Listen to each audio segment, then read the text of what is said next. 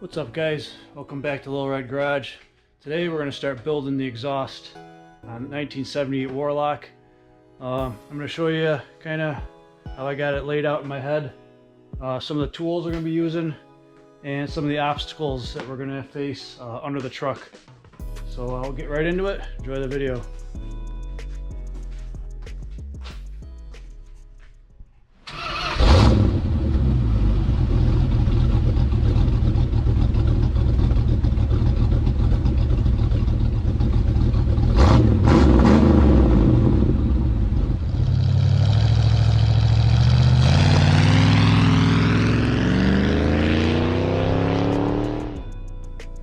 Alright, so I'm starting with this 3-inch kind of do-it-yourself kit. Came with a whole bunch of bends, 4 45s, 4 90s, 4 180s, and 4 big pieces of straight pipe there. All 3-inch mandrel bent. What I added to the kit was this H pipe that was separate, and the 3-inch glass packs. And I also picked up some 3-inch to 2.5-inch reducers that will get us into the stacks. So the stacks are just loosely hung right now, but they are fitting really nice into the cutout and the steps. So this is kind of how I got it planned out in my head. Obviously, I think it's going to need to be shortened and tightened up, and there's some obstacles under the truck that we're going to have to work around. So this is actually the inside of the frame rail, and this is going to be the outside of the frame rail. So this transition here is actually going to go under the frame and come back up. So there's going to be a few more bends there. That's why I'm hoping these 180s will come into play. I'll be able to chop and make whatever angles I want. I can get a whole bunch of 45s out of just one of those, or 4 out of one of those, or I could really get any angle I wanted. But I think we're going to start with the H pipe. We're going to start at the headers and start working our way back. This will get shortened and be determined on the width of the headers, the center bar. I already have the 3-inch reducers on the headers. Actually not reducers, but they're the collector extensions. So 3-inch collectors. And it came with 2.5-inch reducers, but I bought the 3-inch collector extensions. So we're going to run full 3-inch all the way through the mufflers into the stacks, the 2.5-inch stacks. So we'll get set up under the truck. There's going to be a bunch of screwing around just to get this H pipe to fit, but that's where I want to start. So to show you one of the obstacles we're dealing with right off the bat here, when dealing with headers into stacks, because the headers end here inside the frame rail, and to get to the stacks we need to be on this side of the frame. So on a Lil Red Express, the pipe actually comes right through here, where you can see this bottom of the frame here, where there's all this space here, and it's just a regular cast manifold with a dump tube. Comes down. It actually does have a crossover pipe, but there's all this space here for it to come out this way. I wish somebody made a header that pointed right here. That would make life a lot easier, but you could see that this collector for the header gets you way back underneath the frame, and that's another difficult part. Is going to be because I have the stock gas tank, and you can see I fit one of the ends of the H pipe here, and we are already right, I'd say 3 or 4 inches from the gas tank already. So we're gonna have to shorten this up quite a bit. If I didn't have the gas tank, I could have ran inside the frame, and then the frame kicks up back here. So I could have come back out and going into the stacks. So keeping the stock tank presents a little bit of an obstacle, as well as where the header exits. So we're going to try to shorten this H pipe up and try to get this thing to exit before we interfere with the gas tank. Like I said, we're going to have to come down under the frame and go back up and kind of shoot down through this area here to get towards the stacks. All right, another reason that I am going to shorten these pipes up a little bit, because there's a little bit of space here in between the transmission pan and the transmission cross member, and right now the H pipe wants to interfere with the cross member. So by moving this forward a couple inches, I'm gonna have to take a little bit of material off the collector and a little bit of material off the lead H pipe head and get this to move back a little bit, and then I will probably weld these two pipes together to the collector and make that one piece. So that's the only part I don't have are the exhaust clamps. I'm going to be using a band clamp style.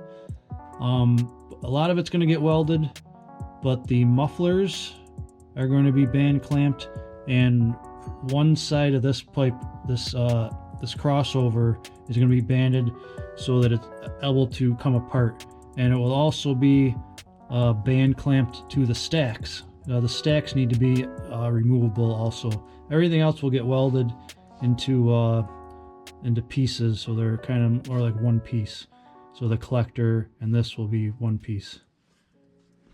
All right, after I did some measuring, I need to get the crossover about 2 inches this way. So what I'm going to do is I'm going to take a couple inches off of the collector, which will allow me to get deeper into here. And then I'm also, what that gives us, see how it's it'll be right up against our flange here. So what I'm going to do is take 2 inches off of the flare end here, so that we maintain the space here so that there's no interference getting the bolts on and off. So this is what I got set up to make my cuts. This is actually a chop saw designed for cutting wood. You can see the wood blade that I took off, and this is what I purchased. It is a Norton metal cutoff wheel, 10-inch. I haven't tried it yet. Had good reviews. It's basically the same exact material wheel that you would get on your little angle grinder cutoff tool.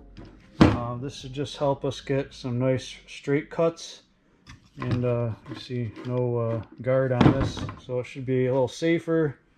Like I said, some nice straight cuts. I could even get some angles if I need to, but I'm gonna get this set up and see how this works.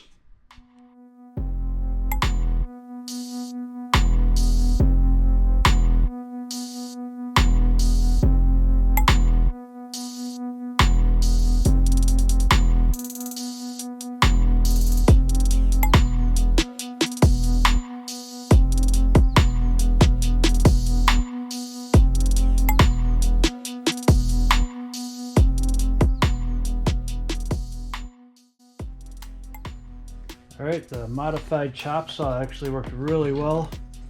As you can see, I shortened this up about the 2 inches I needed. So right here, we're at about 6 inches, and here we're at about 4. Real nice straight clean cuts. It was easy to deburr it on the grinding wheel. So I'm going to repeat this side and we'll test fit it back under the truck. Okay, the X pipe is just mocked up. It's just sitting in here loosely. I went ahead and measured the crossover pipe. I cut a few inches off of that. Seems like everything's fitting really nice. By taking everything back about 2 inches, you can see there's a nice clearance from the transmission cross member and plenty of room in between the exhaust and the transmission pan. That seems to be real happy right there. You can see that we are tucked up in the frame still, so our next, and see how close we are to gas tank. So the next step here is to get this to come down around the frame and connect to our muffler. So I'm going to mock up a few pipes. I might have to bring this back quite a ways. Obviously I want to stay as far away from the tank as possible, and the further I can get it this way, the more room I'll have for the muffler and other bends, because we're going to have to bend down and back up. I don't want the exhaust hanging below the frame. Obviously there's going to be a section of it that comes around underneath the frame.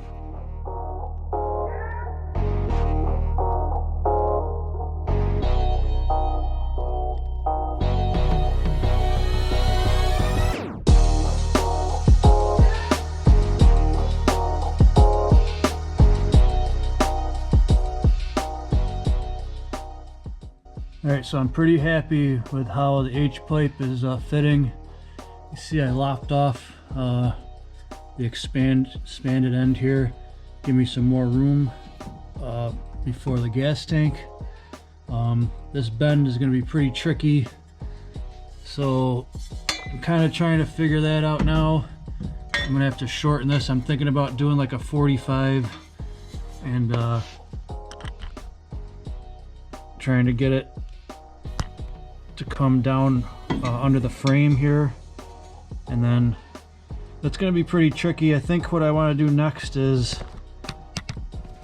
I'm going to get the reducer into the bottom of the stack so that I can make my bends coming around, and I want to get the muffler kind of where it's going to live. Figure this out. That way I could make, all I have left to do is go from here to here, which is going to be the trickiest part because it has to come under the frame back up. So that's probably going to be multiple different cuts and welded back together. So I think this is the best way to go. So I'm going to work on that now.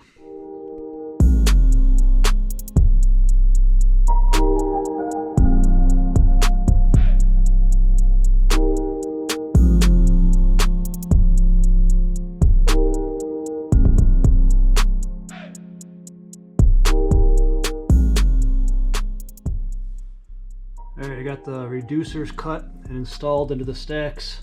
Eventually I will weld this solid, but it's a really tight fit.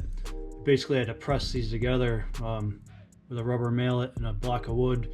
So it's got a really nice fit there. So 2.5 down into 3 inch. Kind of playing around with the muffler placement. So kind of like the way it looks there. You know, it's not a, it's kind of up even where it is on the other side of the frame. So I think this is something I could work with. And also I was playing around with how I had originally thought was going to be a 90 and a 90. I think that I can maybe do a 45 because this pipe, so that would be a 90 straight into the truck, and then I was thinking another 90 coming right back out, but I can swivel this any way I want, and then I can get a 45 to go from that end to that end. Obviously I need to shorten this pipe here so it goes up. So I think that's what I'm going to do next. I'm going to cut this, shorten it, and see if I can get a 45 to fit in between here. And then once that's all mocked up, basically we're going to be down to getting from the H pipe to the muffler. It's going to be tricky. It's going to have to snake around the frame. But I think this is a good way to do it, having this in place where I want it and then making the rest. So we got stacks to the mufflers all mocked up. I took this 90-degree bend and got it way up into the stack, and 45-degree bend here worked pretty well, and it's about the same height as the pipe on the underside of the frame. So I'm pretty happy with it so far. It was a lot of measuring, and this is my first custom exhaust that I've tried to build. I've put on plenty of exhausts before, but starting, just piecing one together is pretty much my first time. So I'm taking my time, I'm trying to do it right. I don't want to cut up pieces of bends and then not be able to use them. So I only have so many bends. So I'm really trying to be careful where I'm cutting, and so it's taken me a lot longer than I had planned. But I'm pretty happy with the results so far. I think it looks, pretty good from, doesn't look like it's hanging too low. When you get up at normal height here, and you could barely even see it. And, it's not super low. But I threw one of the shields on, just the 1/2, just to kind of get the look.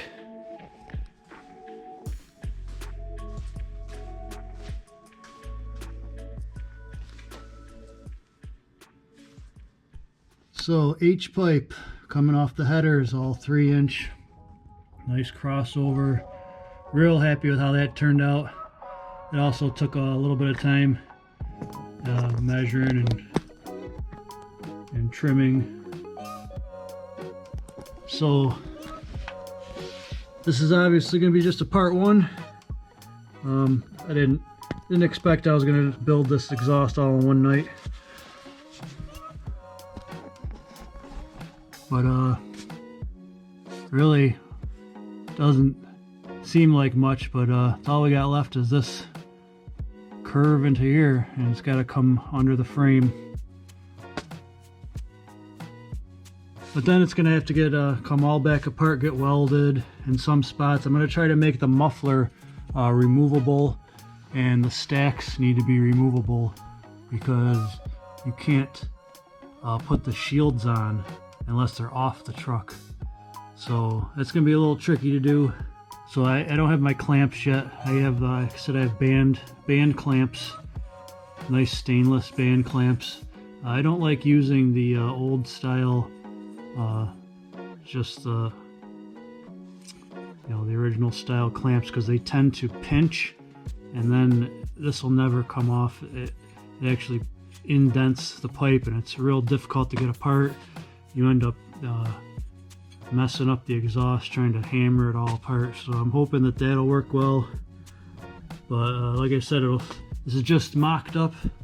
It's going to need to be welded in some spots, and then it'll probably come back off again and get a little coat of like some silver high temperature paint, similar to what the exhaust has on it. Just a light, just kind of a dust coat to kind of protect it from rusting.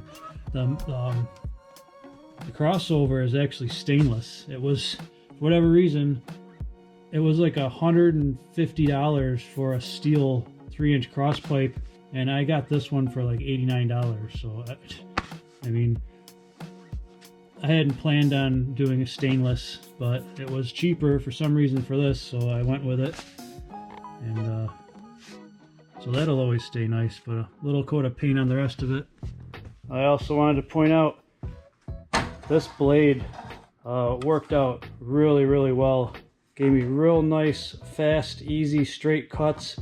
It was like $10, and man, that was a good investment. If you already have a chop saw, or maybe you know somebody you can borrow one, get yourself a metal cutting blade. It was a lot easier to hold the material, make nice straight cuts than trying to do it with a cutoff wheel or a sawzall or something silly. So that worked out really well. It was a Norton 10-inch metal cutting blade.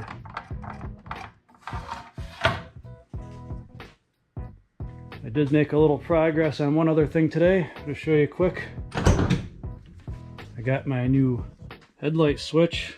I put it in. You know, I rechecked all my grounds. I couldn't really figure or see anything else wrong. So I figured for $15, I bought a standard brand switch. Pretty popular. A lot of guys say they work great, and solved the issue. I now have headlights.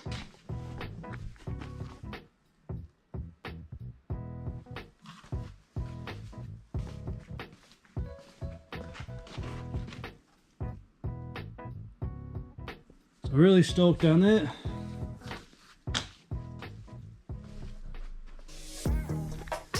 So this is where I'm gonna end this video, guys. Like I said, this is probably like a part one. Hopefully I'll be able to wrap it up next time, at least to where we could start it and hear it come through the stacks. Really appreciate you guys watching. Like and subscribe if you haven't done that, and I'll catch you next time.